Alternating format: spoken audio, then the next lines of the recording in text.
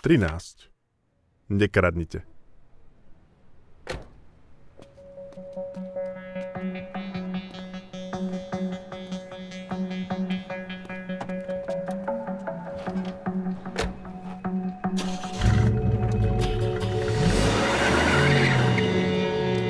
Keď niekto nerešpektuje vlastníctvo vecí, ohrozuje svoje vlastné veci a majetok.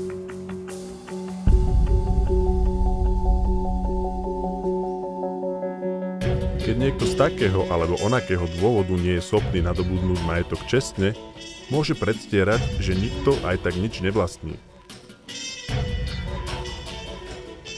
Ale neopovážte sa mu ukradnúť jeho topánky. Zlodej vnáša do okolia záhady. Čo sa stalo s týmto? Čo sa stalo s tamtým? Zlodej spôsobuje problémy, ktoré sú ďaleko väčšie než hodnota ukradnutých vecí.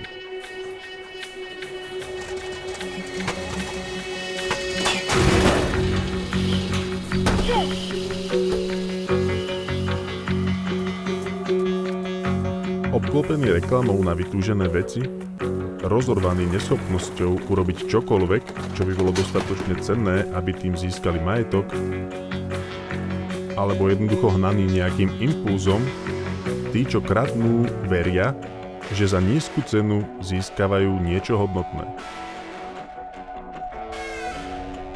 Ale práve to je ten problém. Cena.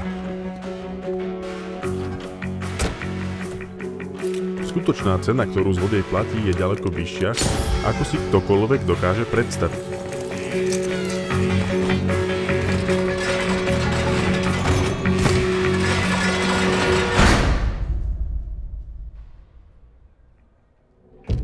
Najväčší zlodeji v dejinách zaplatili za svoj ľub tým, že strávili život v ubohých skrýšach a väzeniach s len pár výnimočnými momentami toho dobrého života.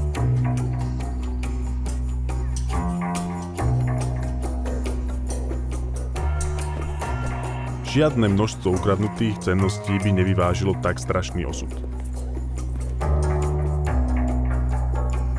Hodnota ukradnutých vecí ohromne klesá.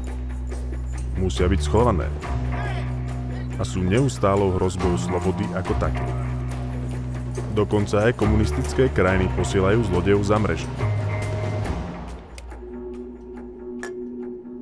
Lúpež je vlastne iba priznanie sa k tomu, že človek nie je dostatočne schopný nadobudnúť veci čestne.